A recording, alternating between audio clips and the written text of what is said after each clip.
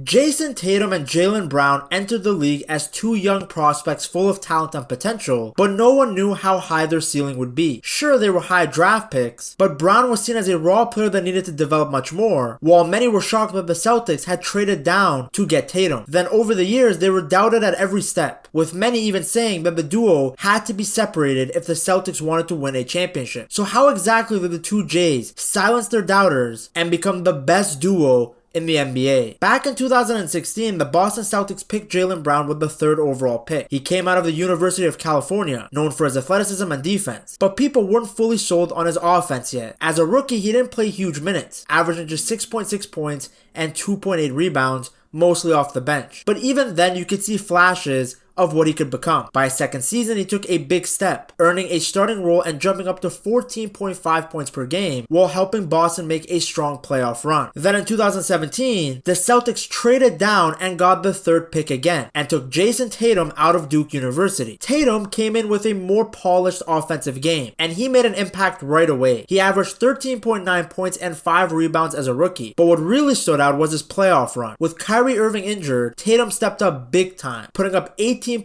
points per game in the playoffs. His dunk over Lobozo in Game 7 of the Eastern Conference Finals was the moment. www.ticket360, minha mãe do céu!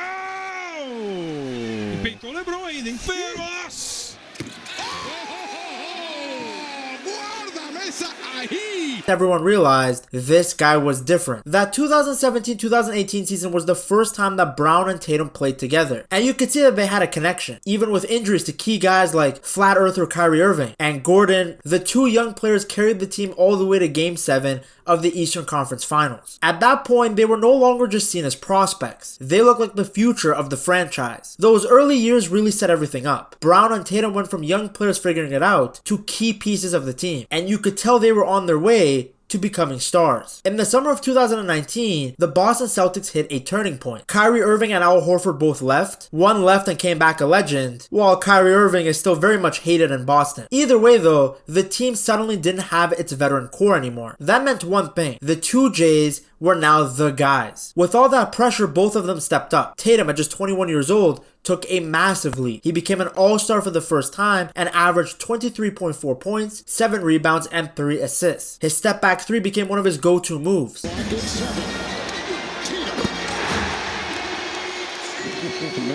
And you could see his confidence growing every single game. He was playing like a true #1 option. Brown made a big jump too. His shooting improved massively. Like, go back and watch some of his highlights from his rookie year. That brother has come a long way. Not only did his shooting get better, but his decision making got even better. He was becoming more complete as a player and making better decisions with and without the ball. He averaged 20.3 points and 6.4 rebounds, showing that he could be a reliable second star. The numbers look tiny compared to what he's putting up now, but again, it was huge progress of the time. Together, the two Jays led Boston to a 48-24 record and the 3rd seed in the East. But then of course the pandemic hit and the playoffs had to be played in isolation in the bubble. The Celtics made a strong run to the Eastern Conference Finals, but lost to the Miami Heat in 6 games. As if that loss wasn't bad enough, the next season wasn't so smooth either. Injuries and inconsistency hit the team hard, and they finished with a 500 record, 36 wins, 36 losses. It felt like a step back, but you can make an argument that individually, Tatum and Brown kept improving. Tatum at this point looked like a superstar. He was averaging 26.4 points per game, and in the playoffs, he had dropped 50 points against the Brooklyn Nets. He was showing that he could take over games at the highest level, and keep in mind, he was doing it without Jaylen Brown. Brown ended up having a wrist injury which ended his season early, leaving Tatum to carry the team alone. It was a shame to see because Brown was really having his own breakout year. He became an all-star for the first time and was averaging 24.7 points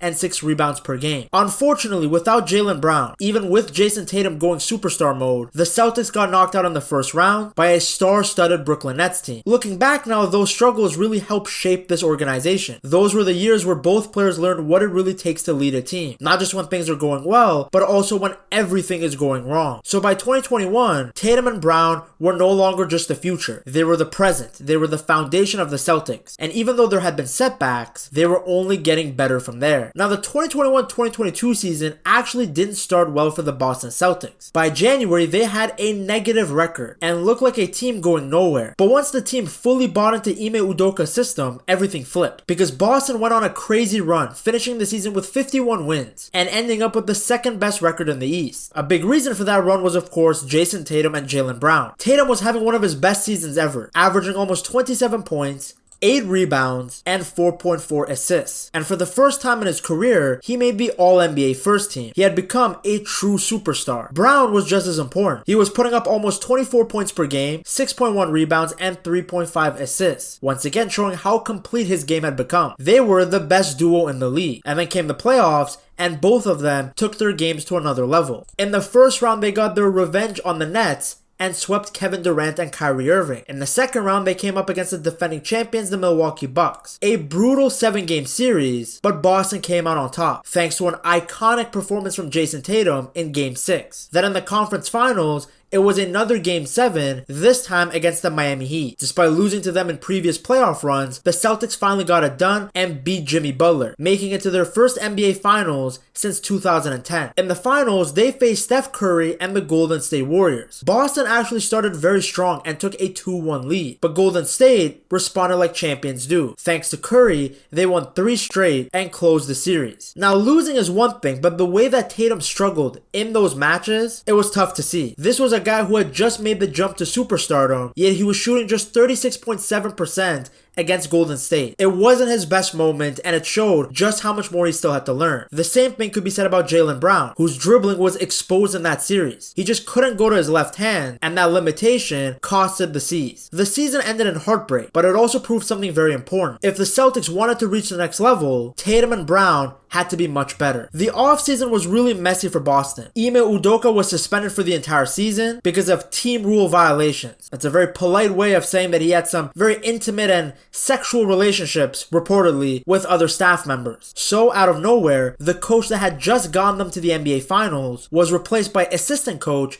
Joe Mazzulla. Now you would think all the drama would slow them down, but it actually didn't. Boston came out flying, finishing the season with a 57-25 record, their best season since 2009, and they actually grabbed the second seed in the East. Both Tatum and Brown were playing some of the best basketball of their careers. Tatum took things to another level. Now he was a real MVP candidate, putting up 30 points a night. He was scoring at will, and even set a franchise record for the most 50-point games in a season. Brown wasn't far behind, averaging 26.6 points, 6.9 rebounds, and 3.5 assists per game. And for the first time in his career, he made an All-NBA team. At that point, the gap between them and most duos in the league was starting to disappear. Then came the playoffs, and once again, Boston showed just how tough they were. In the first round, they beat the Atlanta Hawks, then beat the 76ers in the second round through a hard-fought 7-game series. Then it was the conference finals, and it was the Miami Heat again. Now the series actually looked to be over very early. Boston went down 0-3, and nobody thought they had a chance. But somehow, they fought all the way back and forced a Game 7. It actually felt like history was about to happen. The first team to come back from being down 0-3. But the C's fell just short. One game away from the finals and it was over. At that point, there were questions about Tatum and Brown as a duo. They were one of the best in the NBA regular season, but they had fallen short again in the playoffs. This is where the noise became really loud. All the criticism, all the critique around the two was at its highest point. The narrative was that if the Celtics wanted to reach that next level, to finally bring the Larry O'Brien home, they had to break up this duo. Fortunately, Boston, the organization, didn't listen to the outside noise. They knew they had something good on their hands, and in the 2023-2024 season, everything clicked. Once again, the Celtics were unstoppable in the regular season, finishing with the best record in the NBA with 64 wins and 18 losses. Tatum led the way with 26.9 points per game, and Brown also added 23 points himself. Despite the disappointment of losing to the Heat the season before, this version of the Celtics played with a lot of confidence, they had great chemistry, and they seemed to have a hunger for something bigger, a real chip on their shoulders. So when the playoffs came around, Boston were on a mission. They powered through the competition. Like the East didn't really give them any challenge, and they reached the NBA Finals, where they faced Luka Doncic and the Dallas Mavericks. At this point though, there were still so many questions and doubt around the Celtics that many people thought that Luka and the Mavs would win this series. Everybody was talking about how the Jays crumbled in the 2022 NBA Finals, saying that history would repeat itself. But this series wasn't even close. In Game 5, Tatum and Brown combined for 52 points, leading the Celtics to a 4-1 series win. All the noise, all the doubt was completely gone as the Celtics claimed their 18th NBA title, passing the Lakers for the most championships in league history. The summer before, everybody wanted to split up the Jays. Yet in the summer of 2024, Boston were on top of the basketball world again. To cap it all off, Jaylen Brown was named the NBA Finals MVP, proving his dominance on both ends of the floor. It was great to see because for so many years, everybody said that Tatum was way better than Brown, that they should have gotten rid of Jaylen and built around Jayson. But that playoff run showed that you need both of them, and that anybody that questioned Jaylen Brown's ability had to eat their words. Now, fresh off of their championship, the Celtics weren't satisfied. They wanted more, kind of like Shaq and finding 5'3" women. They locked in their future by signing Jaylen Brown to a massive 5-year, $304 million